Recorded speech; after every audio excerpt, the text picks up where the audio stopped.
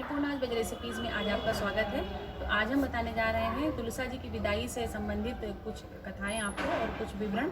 ये तुलसी जी का विवाह हमने एकादशी के दिन संपन्न किया था। आज कार्तिक मास की पूर्णमासी है, तो इस दिन आज तुलसा जी को हम विदा कर देते हैं। तो इससे संबंधित जो भी पूजा अर्चना हम करेंगे वो आज आपके साथ हम शेयर कर रहे हैं, तो इसको देखिए। तो यहाँ पर तुलसा जी को हमने उस दिन पूरा श्रृंगार कर दिया था। आज हमने तुलसा जी में हरी चूड़ियाँ चढ़ाई हैं। देखिए, ये 14 चूड़ियाँ हमने चढ़ाई हैं माता को, और एक बिंदी का पत्ता हमने अर्पित किया है। तो माता को सारा श्रृंगार उस दिन हम अर्पित कर चुके हैं। आज माता की विदाई का दिन है, तो जिसके निमित्त हमने 30 पेयर पूड़ी के बनाए हैं। ये देखिए रखी हुई है डलिया तैयार करके, और मीठे में हलवा बनाया है और गट्टे को भी साथ में रखा है पूड़ियों के। तो इस मीठे के साथ में माता की विदाई करेंगे। जैसे हम एक कन्या को, एक बेटी को मायके से विदा करते हैं ससुराल के लिए, पूरे उसी विधि से हम मैया को विदा कर देते हैं आज के दिन।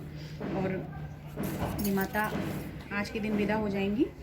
और इसमें हम पहले गणेश जी को भोग लगाएंगे, फिर सभी पूजा एक डलिया में बांधकर माता को अर्पित करेंगे भोग प्रसाद। ये माता जी आज पूरी पूजा की विधि संपन्न करेंगी अन्नपूर्णा वेज रेसिपीज़ की तरफ से। और ऐसी मान्यता है कि जब इनको विदा कर दिया जाता है ससुराल के लिए, तो जैसे कन्या ससुराल में जाके थोड़ी सी धीमी पड़ जाती है, उसी तरह से आज से तुलसा जी का जो पौधा है वो थोड़ा सा इसकी जो गति जो है वो धीमी पड़ जाती है। और पत्तों में थोड़ा सा हमको देखने को मिलेगा कि आज से कल परसों नरसों एक वीक तक अगर हम इनको वॉच करेंगे कॉन्टीन्यूसली, तो आप देखेंगे कि थोड़ा सा पत्तियाँ पीली पड़ने लगती हैं और पतझड़ सा शुरू हो जाता है। तो इसके यहाँ पर तुलसा जी की पूरी विवाह की विधि संपन्न हुई विदाई के साथ में। और अब हम तुलसा जी की आरती कर लेते हैं, और इसके साथ में हम 5 या 7 कहानियाँ भी कहते हैं, जो कहानियाँ आपको डिस्क्रिप्शन बॉक्स में मिल जाएगी अन्नपूर्णा वेज रेसिपीज़ की। और आज के दिन गंगा स्नान का भी विशेष महत्व है, इससे बहुत ही पुण्य फल की प्राप्ति होती है। अब धूप बत्ती से माता की पूजा करेंगे हम।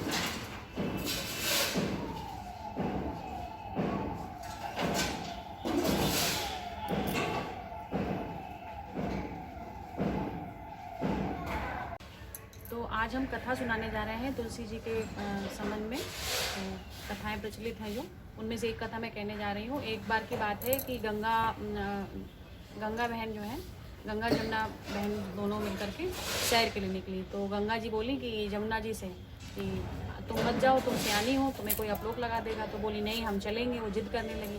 तो उन्होंने कहा कि अच्छा तुम चल तो रही हो, लेकिन तुम खेत की मेड़ चलना और किसी की कोई नुकसान मत करना, वरना हमें बड़ा पाप लगेगा। तो उन्होंने कहा ठीक है। तो वो खेत की मेड़ चली, लेकिन फिर भी उनके तिल की बाली उनके कपड़ों में चिपक गई, जिससे कि खेत का नुकसान हुआ, किसान का नुकसान हुआ। तो उन्होंने कहा लो, अब तो तुमने एक तिल की बाली का नुकसान कर दिया, तो अब तो तुम पापी हो गई, अब क्या करोगी। तो कहें कि क्या करें कि इस नगर के राजा के घर में जाओ और सेविका बन के उनकी सेवा करो। तो गई, बोली हमें सेविका रख लो नगर के राजा के घर में। तो राजा बोले कि आप देवी देवता हो के हमारे घर में क्या काम करोगे। तो उन्होंने कहा कि हम जूठन नहीं धोएंगे और बिस्तर नहीं बिछाएंगे। तो उन्होंने कहा ठीक है, इतने नौकर चाकर हैं, आप भी बने रहो। तो उन्होंने उनको सेविका के तौर पे रख लिया। जब पूरा साल बीत गया और अगला कार्तिक का महीना आया, तो राजा जी गंगा नहाने जाने लगे। तो जब वो गंगा नहाने जा रहे थे, तो वो जो सेविका रखी थी उन्होंने कहा कि हमारा ये टका सुपाड़ी गंगा जी में चढ़ा देना। तो गए राजा, गंगा जी नहा के चलने लगे। जब गंगा जी नहा के वो चलने लगे, तो गंगा जी की लहर आई और उनको उनका जो धोती का खूंट था उसको पकड़ लिया। तो उन्होंने कहा कि क्या हुआ महारानी। उन्होंने कहा कि आपको किसी ने संदेशा कहा है। तो उन्होंने कहा हाँ, हमारे घर में एक सेविका है, उन्होंने अपनी टका सुपाड़ी दिया ताकि हमारी गंगा जी में चढ़ा देना। तो हम भूल गए चढ़ाना। तो कहन वो सेविका नहीं है, वो हमारी जमुना बहन है।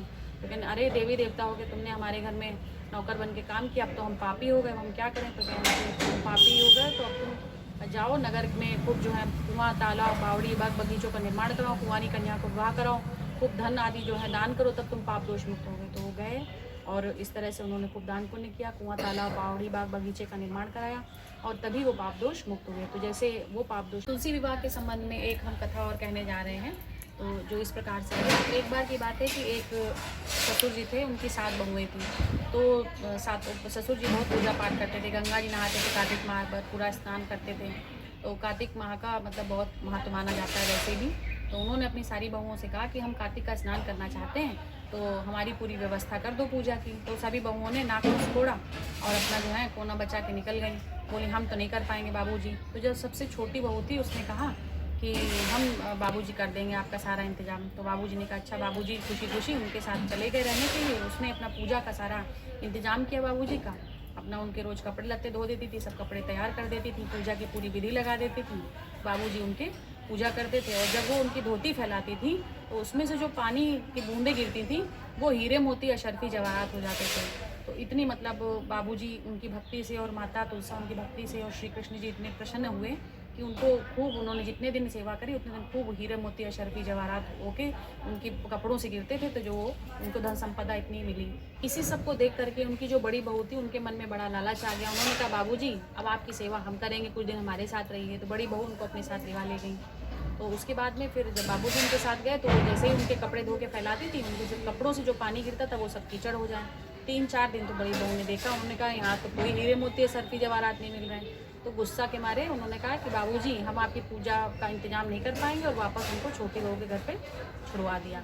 छोटी बहू तो पहले भी सेवा भाव करती थी, तो उसने अपना उसी तरह से सेवा भाव बाबूजी का करती रही। पूरी कार्तिक भर उनका स्नान का पूरा इंतजाम करा। जब पूरा कार्तिक का महीना ख़त्म हो गया तो आखिरी दिन बाबूजी ने कहा कि बहू को बुला के पास में कि आज हम पूरे अपने परिवार को बुलाकर खाना पीना करना चाहते हैं, तो क्या तुम सब इंतजाम कर दोगे? उसने कहा हाँ बाबूजी क्यों नहीं। तो उन्होंने अपनी सारी बहुओं को संदेशा भिजवाया कि आज घर पे पूजा कथा और खाने पीने का आयोजन किया गया है।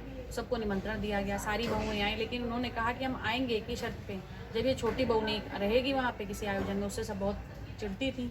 तो उसने कहा कोई बात नहीं हम चले जाएंगे। तो वो जंगल में चली गई और सारी बहुएँ आई, अपना खाना पीना खाया पिया। और क्या बदमाशी करी उन सब ने मिलके कि जो खाना पीना बचा था उसमें सब कंकड़ पत्थर भर गए तो उसे खाने को कुछ ना मिले। तो जब वो लौट के आई जंगल से, जब पूरी पूजा संपन्न हो गई खाना पीना, तो बाबूजी ने कहा कि बहू तुम भी खाना खा लो।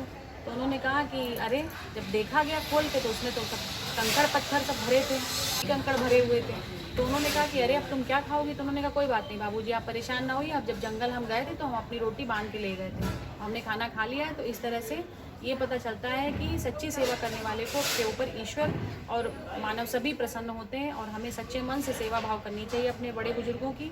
तो भगवान भी हमारे सच्चे मन को समझते हैं, और यदि हम अपने मन में कपट का भाव रखेंगे, कपट और छल का भाव, ईश्वर क्या, ईश्वर मनुष्य और ईश्वर दोनों ही समझते हैं। तो इस तरह से जैसे उनकी छोटी बहू को ईश्वर ने खुश होकर के अपने माता पिता की सेवा करने से बहुत कुछ दिया, सुख समृद्धि ऐश्वर्य धन लक्ष्मी सब उनको दिया, उसी तरह से हम सबको भी दिए। हम सब अपनी भावना शुद्ध रखें और अपने माता पिता की सेवा करते रहें। बोलो तुलसा मैया की जय। ओम नमो भगवते वासुदेवाय। वासुदेवाय। तुलसा महारानी नमो नमो, हरि की पटरानी नमो नमो, कौन तेरो बाप कौन महतारी, किनकी हो तुम परम प्यारी नमो नमो। तुलसा महारानी नमो नमो, नभ मेरो बाप धरणी महतारी, शालिग्राम की परम प्यारी नमो नमो। तुलसा महारानी नमो नमो, हरि हरि डार मंजरी सोई, हरि के चरण लपटानी नमो नमो। तुलसा महारानी नमो नमो, 56 भोग धरे हरि आगे, बिन तुलसा हरि हरि रानी नमो नमो। तुलसा महारानी नमो नमो, हरि की पटरानी नमो नमो, वारी रामे घर भर पावे, गाये गोद आवे नमो नमो। तुलसा महारानी नमो नमो, हरि की पटरानी नमो नमो, मद मेवा पकवान मिठाई, रुच रुच भोग लगे महारानी नमो नमो। तुलसा महारानी नमो नमो, 56 भोग धरे हरि आगे, बिन तुलसा हरि एक नवानी, हरि एक नवानी नमो नमो। तुलसा महारानी नमो नमो, जो मैया तेरो जस गावे, कर वैकुंठ अमर पद पावे नमो नमो। तुलसा महारानी नमो नमो, हरि की पटरानी नमो नमो, जय हो तुलसा मैया की जय हो। ओम नमो भगवते वासुदेवाय नमः, ओम नमो भगवते वासुदेवाय नमः, ओम नमो भगवते वासुदेवाय नमः, ओम नमो भगवते वासुदेवाय नमः, ओम नमो भगवते वासुदेवाय नमः। बोलो श्री हरि विष्णु की, तुलसा मैया की जय। यहाँ पर अब तुलसी विवाह की संपूर्ण विधि माता की विदाई के साथ संपन्न होती है, और इनकी कथाओं को सुनने के लिए हमारे डिस्क्रिप्शन बॉक्स में जाकर के आप सुन सकते हैं। यदि हमारी ये विधि आपको संपूर्ण विधि पसंद आई हो तो कमेंट बॉक्स में लिख करके बताइए, और हमारे चैनल पर जो भी आपको मिलती है सूचनाएं उन सबको लाइक शेयर करना मत भूलिए, और कमेंट बॉक्स में लिख करके बताते रहिए। भारतीय संस्कृति से जुड़े हुए विभिन्न पहलुओं पर आपको नई नई हम चीज़ें दिखाते रहेंगे, नई नई पूजा की विधियाँ दिखाते रहेंगे इसमें, और बहुत सारे नए नए व्यंजन भी आपके साथ शेयर करते रहेंगे। तो अन्नपूर्णा वेज रेसिपीज़ को सब्सक्राइब करना मत भूलिए।